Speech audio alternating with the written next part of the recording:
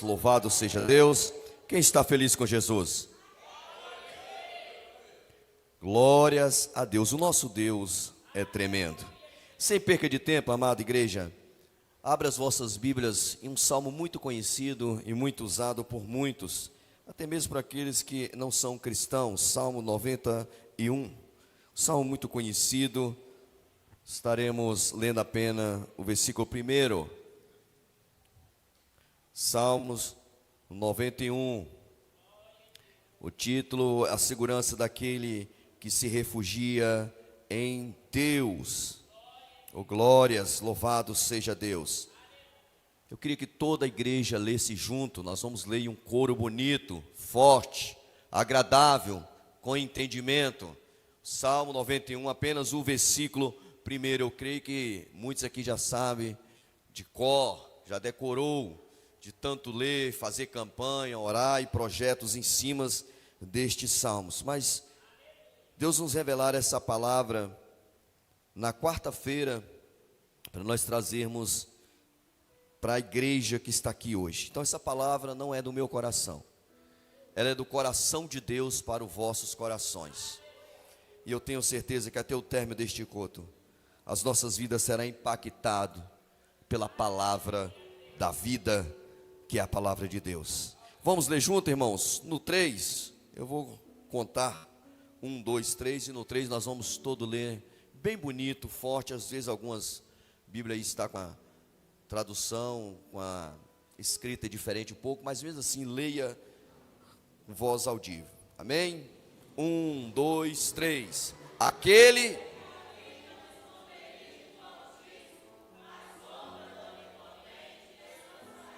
De novo, aquele.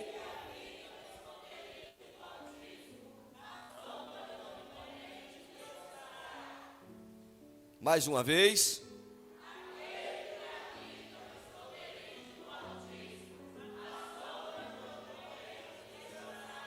Você crê nisso?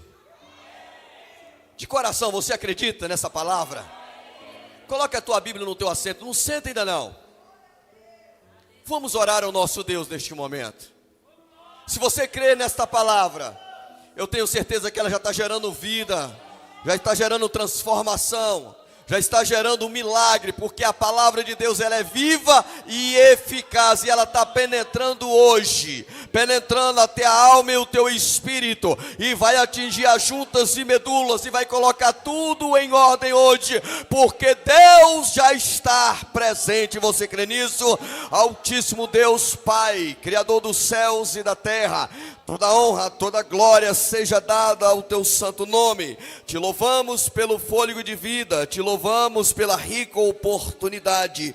Pai, mais uma vez, aprove o Senhor me separar para ministrar a tua vontade através da tua palavra. Necessário é o Senhor me usar nesta noite, como sempre o Senhor tem usado. Permita o seu porta-voz da tua vontade, do teu querer na terra dos viventes. E aonde houver, Pai, um crente batizado com Espírito Santo e com fogo, um crente que vive esta palavra, um crente que tem intimidade contigo, um crente que não aceita este mundo, um crente avivado, que nesta noite o Senhor possa impactá-lo, que nesta noite o Senhor possa reavivá-lo, que nesta noite o Senhor venha ter agora uma reunião secreta com este crente. Eu creio, Pai, na tua presença, porque na tua presença a tristeza ela salta de alegria, a enfermidade ela sai, e o Senhor é glorificado. Assim oramos, assim nós cremos, em nome de Jesus. Assentai, dando a salva de palma para o Rei que merece. Meus amados irmãos, igreja, o Salmo 91 é um salmo muito rico, muito conhecido. Como eu falei no início, até mesmo pessoas que não são evangélicas, elas usam estes salmos. Se você chegar em alguma casa, e com certeza alguns aqui já viram e vão ver, você vai encontrar lá no criado mudo, lá no cantinho, até mesmo empoeirado, uma Bíblia aberta no Salmo 91. É de costume você chegar também em locais de trabalho, até mesmo nas academias ou em outros locais, e você chegar lá e encontrar uma Bíblia aberta no Salmo 91. Também é de costume você chegar em algumas empresas e você vê lá estampado num quadro este Salmo de número 91. Isto serve tanto para quem é cristão e para quem não é cristão.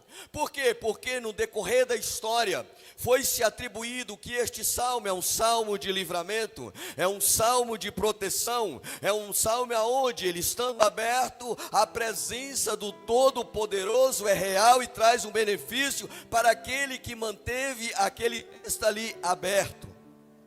Mas não é isso a essência dos salmos. Porque a Bíblia diz que os salmos é o louvor, é a palavra em expressão de adoração.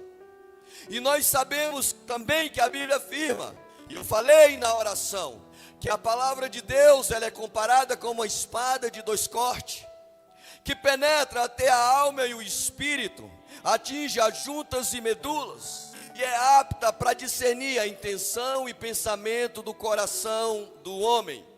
Alguns historiadores, alguns homens exegéticos, alguns teólogos afirmam que o Salmo 91 foi escrito por Moisés. Outra classe afirma que foi escrito pelo servo Davi. Mas nós ficamos com algo que nós cremos e algo que também o povo hebreu acredita. O Salmo 91 foi escrito pelo servo Moisés e compilado pelo servo Davi. Que é isso, bispo? No decorrer da caminhada do servo Davi, Davi pegou os escritos que foram escritos por servo Moisés, aonde ele escreveu este louvor, escreveu essa adoração a Deus de uma experiência pessoal dele. E Davi, sendo servo de Deus, cantou também este louvor. Por isso que hoje, se você fizer uma pesquisa, você vai ver esses dois atributos, tanto ao servo Moisés, tanto ao servo Davi. Mas nós ficamos com a expressão do servo Moisés. Por quê? Porque salmos é louvor, e louvor é expressão de uma experiência.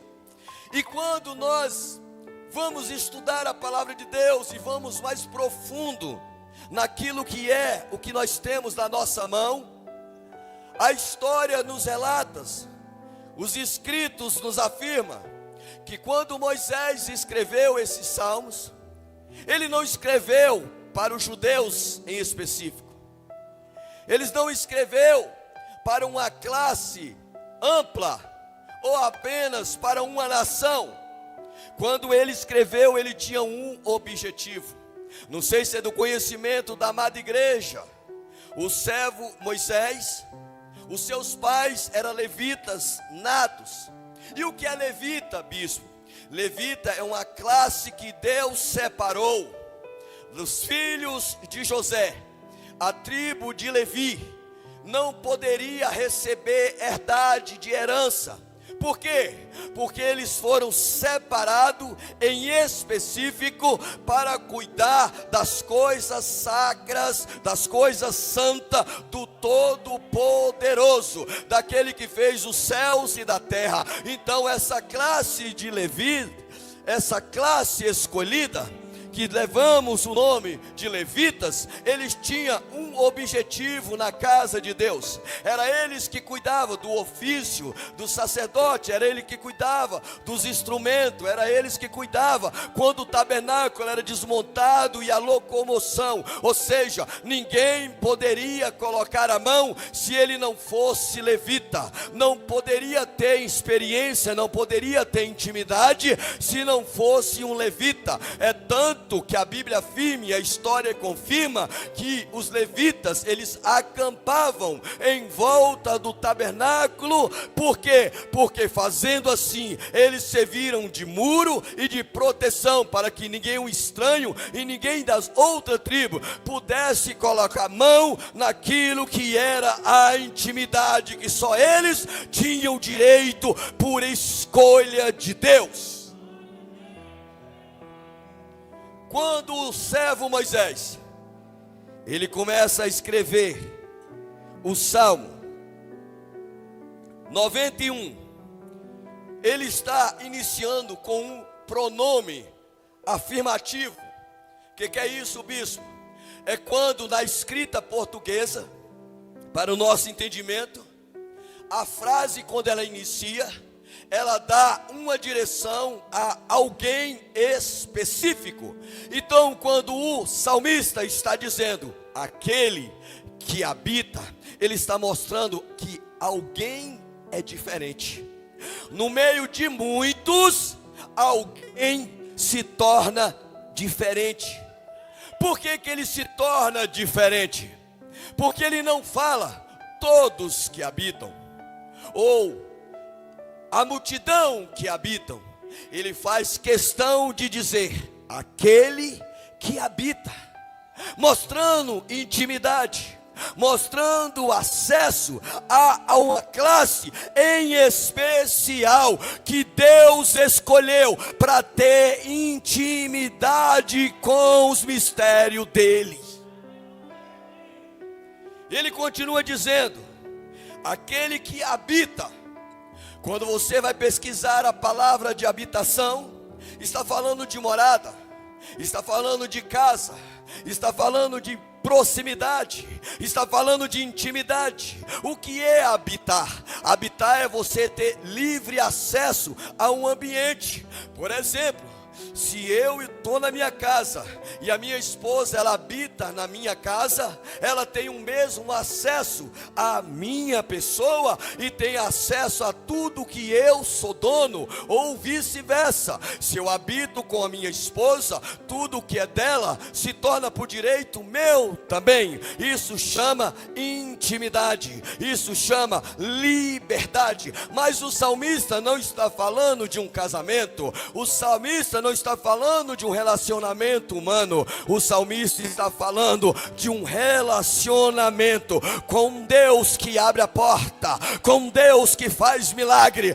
com Deus que faz o sobrenatural, porque ele está salmodiando um Deus que, quando ele, servo Moisés, o inimigo estava perseguindo, que era Faraó, e uma multidão o cobrava, porque depositou na fala do servo Moisés a confiança. E qual foi a confiança? Deixa o meu povo ir adorar a Deus no deserto. Foi isso a expressão que Deus mandou ele falar para Faraó. E aqueles que eram escravos ouviram, obedeceram, mas agora estão diante de uma grande peleja. Na retaguarda, um grande exército furioso. Faraó, com a fúria de sangue, de vingança, e na sua frente um grande mar. A peleja se levantou. Se você recuar, você morre. Se você avançar, você morre. O que fazer neste momento? Neste momento, esse que está salmodiando, ele tinha uma certeza que Deus o escolheu e lhe deu uma intimidade diferença. E quem tem intimidade tem acesso ao trono. E quem tem acesso ao trono, quando ele fala, quando ele clama, quando ele ora, quando ele pede, a resposta, ela não tarda, ela chega no exato momento específico. Porque ele habitava na intimidade do Deus Todo-Poderoso. E ele vai até Deus, missionária Rita. Ele sabia que ele era escolhido, porque ele viu sinais, prodígios e maravilhas. Mas na hora da encruzilhada das decisões, a fé é confrontada. Por isso que a Bíblia diz que nós não somos guiados por vista. O que era a vista que Moisés tinha? Um mar, um imenso mar de águas. O que fazer? Ele se retira, vai na intimidade de Deus, vai no secreto com Deus, vai no particular com Deus, vai na habitação de intimidade, e ele diz: Deus, o que eu vou fazer? Oh, aleluias! Não demorou muito tempo, e o céu bradou, o céu estremeceu, a voz do Todo-Poderoso se manifestou fisicamente na terra dos viventes, dizendo: Moisés, Moisés, por que clamas a mim? Diga ao meu povo que marche, que marche, que marche. Ei, pela lógica humana é difícil acreditar. Do jeito que ele ouviu, ele chegou ao teu povo e diz: vamos marchar. Quando Deus ele fala, ele dá direção segura. E qual foi a direção, bispo, que ele deu? Pega o teu cajado e toca. Pela lógica humana, o que um pedaço de madeira faria? Mas pela fé, um pedaço de madeira, ele abre um mar. Porque Deus não trabalha com a lógica humana. Deus trabalha com a visão profética dele. Deus trabalha com aquilo que ele já determinou e projetou para a igreja. Para uma igreja que marcha, para uma igreja que crê, para uma igreja que tem intimidade com ele.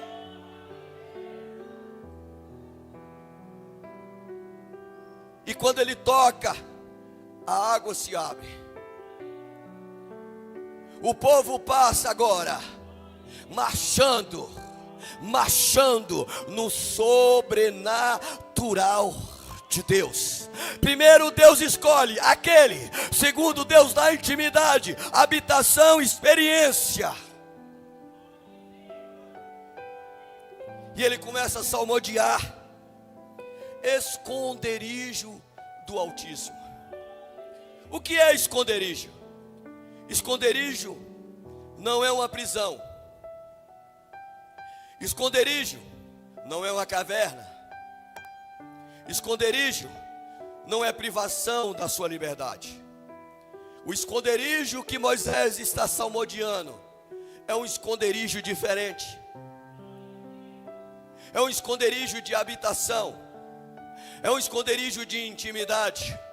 É um esconderijo de acesso à presença de um Deus que tem todo o poder nos céus e na terra e debaixo. Há um Deus que pega esse planeta Terra na palma da tua mão. Há um Deus que a Bíblia diz que a terra não tem estrato, não tem piso para ele, de tão grande.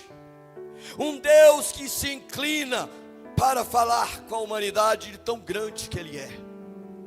Esse esconderijo do Altíssimo é quando traz segurança, é quando traz força. Quando Moisés estava louvando isso aqui, ele dizia: o esconderijo do Altíssimo, ele vai trazer a sombra. Por que sombra? Porque Moisés viu que após a passagem da abertura do Mar Vermelho, algo sobrenatural estava acontecendo. De dia, uma grande nuvem trazia sombra e direção. À noite, uma coluna de fogo o guiava. Sobrenatural. Ou seja, a presença de Deus, a sombra do Onipotente, fazia com que eles entendessem de uma coisa: mesmo que o sol esteja quente, mesmo que seja no deserto, mesmo que pela lógica humana pareça ser impossível, eu não estou só. Os meus olhos contemplam a sombra do Onipotente, e nesta sombra eu consigo descansar, porque eu sei que eu não estou sozinho. Porque aquele que faz sombra, ele de noite não precisa de sombra, mas ele tem poder, ele tem fogo, porque fogo é a tipologia da real presença do Espírito de Deus. E isso tudo era para guiar a igreja no caminho para uma terra prometida. Estavam de passagem no deserto para uma terra prometida. Mas no deserto havia sombra, no deserto havia fogo, no deserto havia maná, no deserto havia provisão de Deus, no deserto havia água, no deserto a presença do onipotente Deus. Sabendo disso, o servo Davi, lendo esse escrito, começou também a salmodiar. E o mesmo servo Davi, quando estava lá, cuidando das ovelhas do seu pai, enquanto isso, há uma ordenança para o profeta, para Samuel, levantar um rei, para reinar Israel. Enquanto isso, Samuel olha e vê, segundo o coração dele, Deus repreende porque reprova todos aqueles e pergunta: Samuel, tem mais algum dos teus filhos, Jessé? Tem um menor lá, vá lá buscá-lo, porque nós não vamos sentar na mesa enquanto ele não se assentar. O que estava acontecendo? Quando Davi está salmodiando a este Deus com o mesmo vínculo do servo Moisés, Davi está dizendo: veio um urso, o meu Deus me deu a vitória. Veio um leão, o meu Deus me deu uma vitória. Está ele lá no meio das ovelhas, malhado num lugar bem escondido. Segundo a Bíblia, chega Samuel, no anonimato, no escondido, no lugar onde ninguém estava vendo. Ele é ungido rei de Israel. Agora segura o mistério. O Deus que Moisés adora, o Deus que Davi adora, aquele que habita no esconderijo. Quando Davi foi ungido no oculto. Mas quando estava diante do gigante Golias, foi glorificado o nome de Deus em público. Porque o que Deus dá em oculto é para glorificar o nome dele em público. Porque o que é dado em oculto é intimidade, é habitação, é específico. E não adianta, igreja, porque um crente escolhido, ele que ora, ele que busca, que tem intimidade com Deus, ele nunca será envergonhado em público. Oh, Rakamandoricai. Porque é o Deus que tem sombra, é o Deus Todo-Poderoso. E quando nós vemos isso, nós podemos entender de uma coisa: que esse Deus é o Deus das causas impossíveis.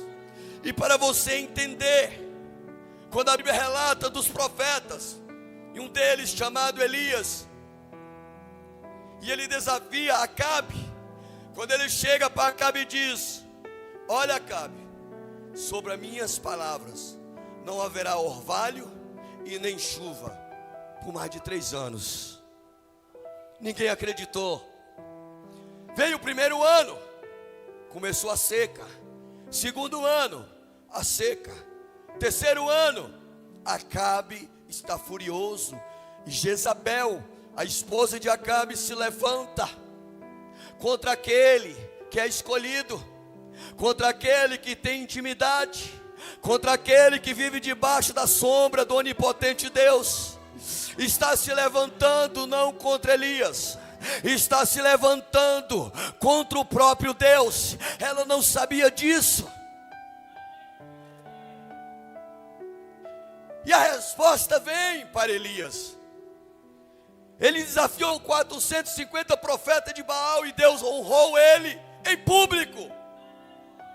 Porque ele desafiou o Deus que responder com fogo. Esse será o Deus que será exaltado nas nações. E os profetas de Baal, de manhã cedo até à tarde, se cortavam, pulavam, e nada do Deus estranho responder. Mas quando Elias colocou o altar em ordem, jogou água sobre o holocausto para complicar, para deixar bem complicado, do jeito que Deus gosta. Quando o negócio fica bem complicado, que acaba a lógica humana, que acaba a força humana, que acaba o entendimento humano, que você olha e diz: agora é só um milagre. É nesse momento que o onipotente se manifesta. Aquele que é escolhido, aquele que tem habitação com Ele, aquele que vive na sombra dEle, aquele que espera nele, aquele que confia nele. E naquele exato momento, ele na intimidade, por quê? Porque Deus escolheu, e Deus não erra. Ele tem intimidade com o onipotente, e quando ele clama: Deus, manda fogo do céu, para o teu nome ser glorificado entre as nações. Eita glória!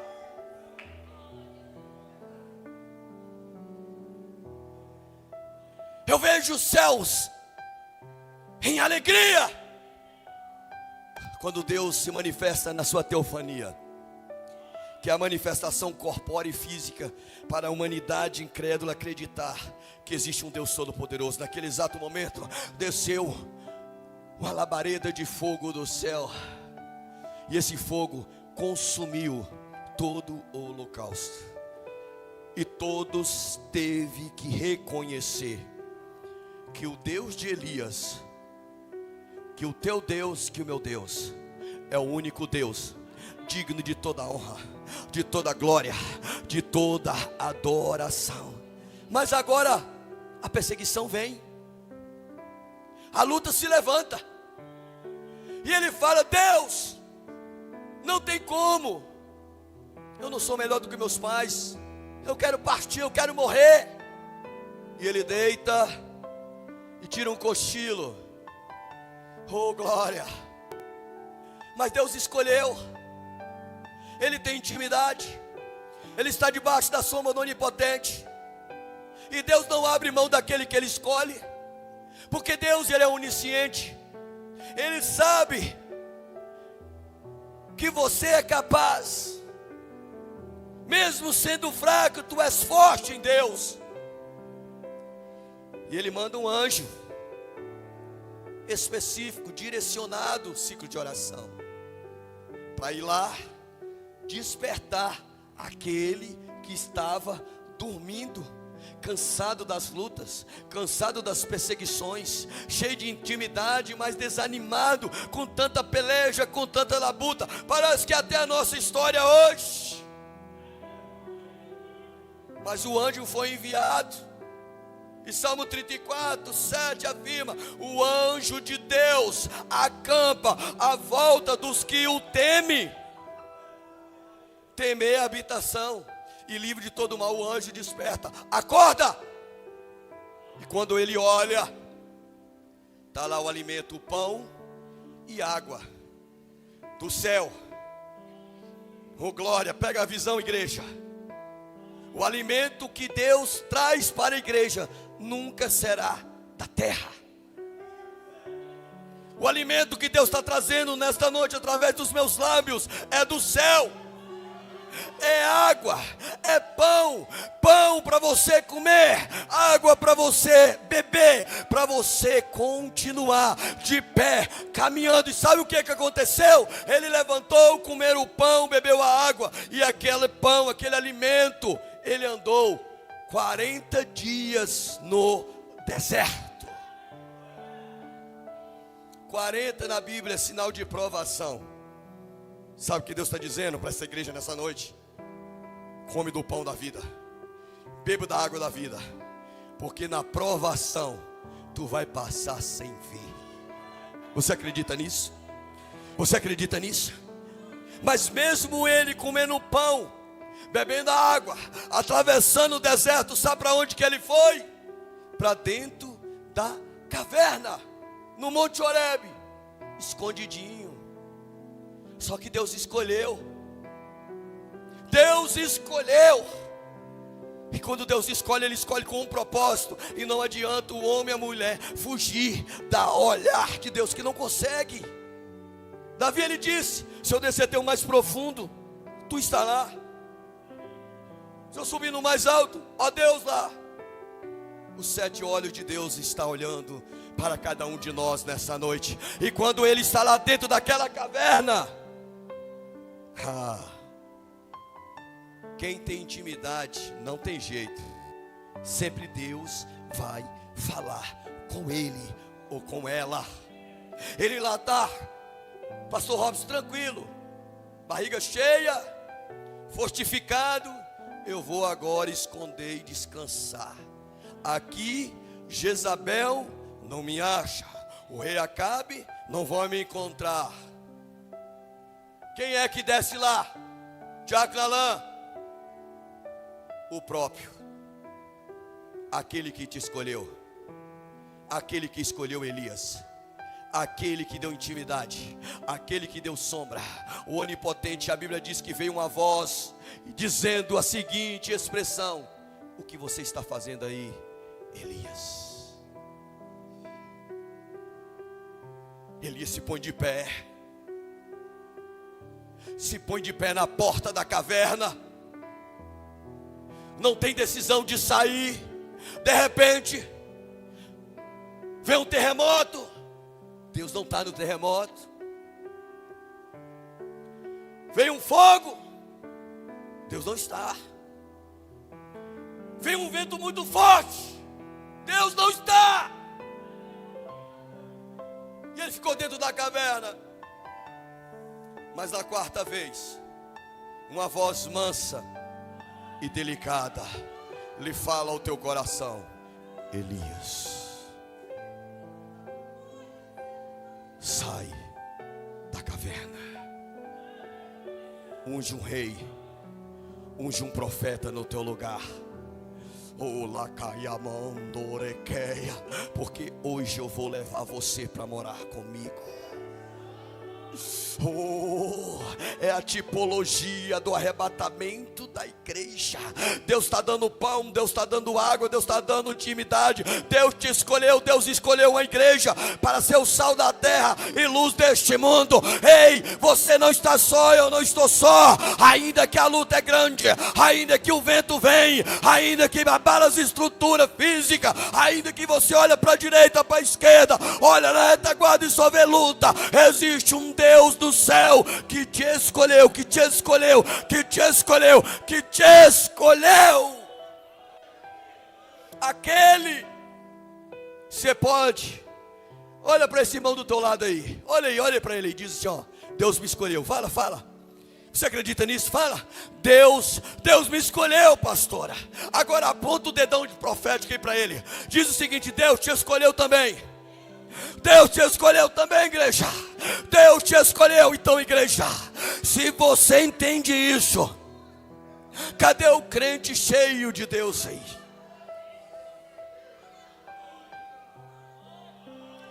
Cadê o crente com o coração grato de dizer: eu te adoro? Cadê o crente que está sentindo o renovo de Deus nessa noite?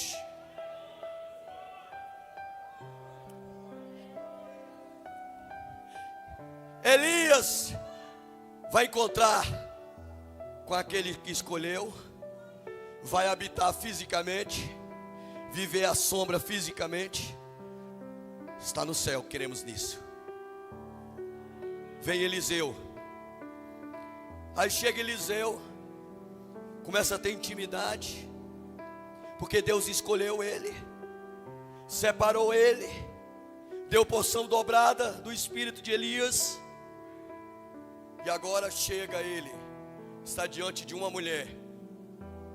E a mulher era esposa de um filho de um profeta, e ele também era profeta.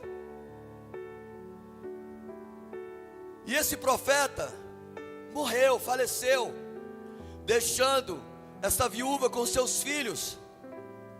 E esse profeta adquiriu algumas dívidas, alguns débitos. E pela lei da época, se a casa não tivesse recursos para pagar a dívida, os seus filhos era levado em cativeiro, presos por um período para pagar a dívida e depois era devolvido à família.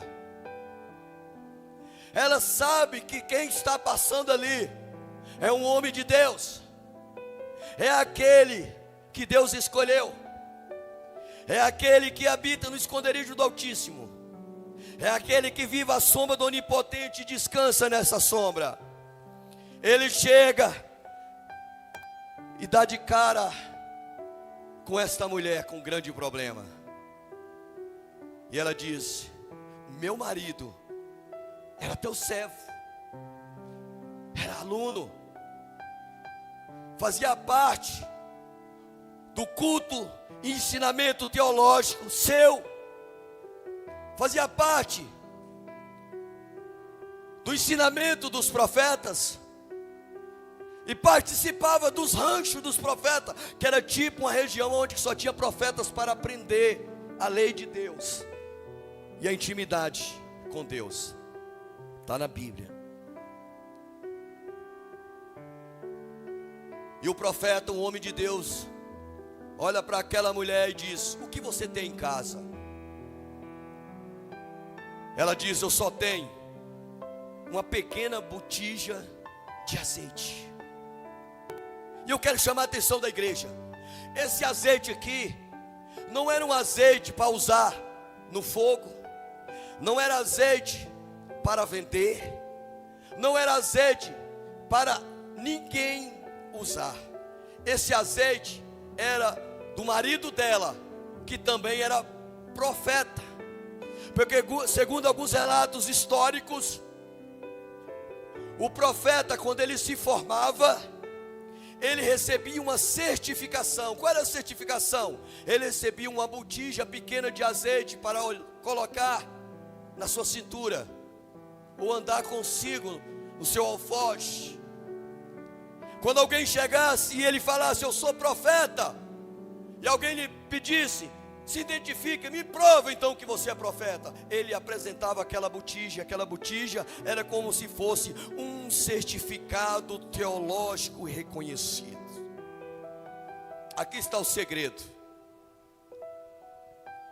O profeta manda ela pegar vasilhas emprestadas em público, aonde a humilhação estava visível, aonde todos olhavam e diziam: essa aí, coitada, acabou, essa aí perdeu o marido e vai perder os filhos, essa aí, o fim dela é a morte, só existe o desprezo. Pega com os vizinhos, porque os vizinhos sabem quando você chega, quando você sabe de tudo, até o que você não é, sabe. É o vizinho. Mas no meio dessa circunstância horrível, horrenda, alguém diferente abriu a boca. Quem?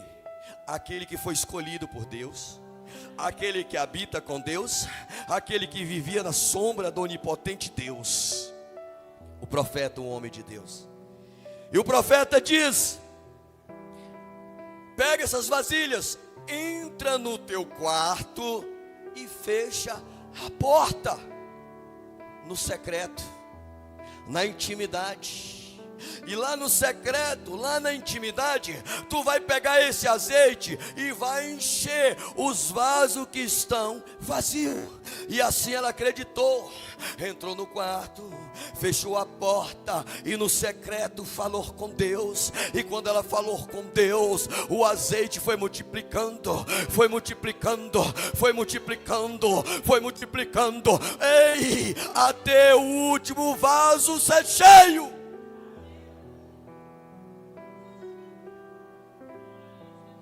Quando o último vaso está transbordando, aí é a hora de abrir a porta, aí é a hora de viver o milagre, aí é a hora de testemunhar. Ei, o que Deus está dizendo para mim e para você nessa noite, nós temos que ser desse jeito. Cada um de vós que estão aqui nesta noite, vocês foram escolhidos por Deus. Tem que habitar no esconderijo do Altíssimo, tem que viver na sombra do Onipotente. Eu estou falando de um Deus do sobrenatural. Talvez você ache que é um acaso você está aqui. Não estou porque eu sou membro. Eu estou porque alguém me convidou. Não, eu não acredito nisso. Você está aqui porque Deus te ama. Você está aqui porque Ele te escolheu. Eu estou aqui porque Ele me chamou. Ele te chamou. E nós temos intimidade com Deus. Quando ela abriu ali a porta, oh glória, os vizinhos viram o milagre. Não era essa a desprezada, a viúva? Não era essa que a sociedade acusava? É ela mesma, só que agora ela está diferente. Ela está rica, ela está próspera, ela está de cabeça erguida. E o profeta dá a segunda ordem dizendo: vai, vende tudo, paga a sua dívida e vive do resto. Jesus, ele foi vendido por 30 moedas de prata para pagar a dívida. Porque Jesus é Deus, Jesus é o Espírito Santo, e o Espírito Santo é óleo, é azeite.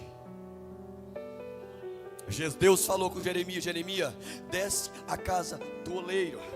E ele, quando chegou lá, ele viu um vaso sendo quebrado, e ele comparou o vaso como o povo de Israel. Por isso que nós comparamos cada um de nós como um vaso na mão de Deus. E hoje, na intimidade, Deus está querendo encher este vaso através da boca do profeta. E eu estou aqui como profeta de Deus para profetizar na tua casa, na tua família, na tua história. Não vai ficar desse jeito. Por que, bispo, que não vai ficar? Porque Deus te escolheu. Você tem intimidade com Deus, a sombra dele te protege. Se prepare, igreja, para viver a vitória.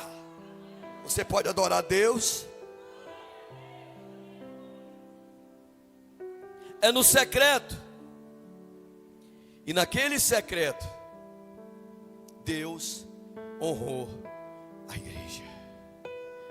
Hoje nós estamos no secreto, estamos caminhando no deserto, mas chegará um dia que todo olho verá a igreja. Da Cabão, Dorecai.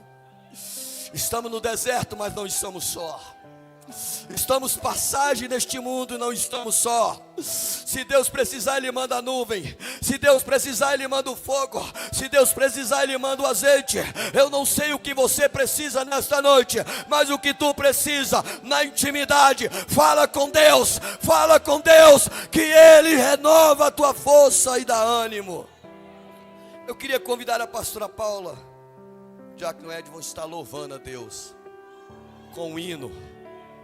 E quando louvar, você que está passando por lutas, você que está passando por peleja, você que não aguenta mais, irmãos, eu estou pegando uma verdade bíblica, não estou massageando os vossos egos. Nós temos irmãos aqui que já fez campanha no Salmo 91, eu já fiz para mim, já fiz para outros, já teve irmãos que já fez particular e alcançou vitória. Por que isso? Porque entrou no quarto, fechou a porta e na intimidade com Cristo. Foi o que Jesus falou: entra no seu quarto, fecha a tua porta e fala em secreto. O que você fala em secreto é intimidade com Deus. E com essa intimidade, igreja, nós vamos para o céu. Nós vamos marchar. Que nessa noite você venha receber a vitória de Deus. Que nessa noite você seja ungido pela graça de Deus. Que nessa noite você seja impactado pela glória de Deus. Que nessa noite você seja curado pela misericórdia de Deus. Que nessa noite você seja liberto pelo amor e pela graça de Deus. Que nessa noite você receba o sobrenatural de Deus. E eu queria te provocar, eu quero te incomodar. Cadê você que é batizado com o Espírito Santo? Cadê você que fala em línguas estranhas? Cadê você, crente? Se coloque de pé, igreja. Vamos adorar a Deus. Entra na presença, na intimidade de Deus.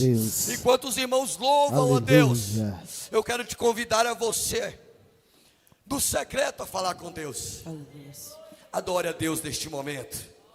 Vamos orar.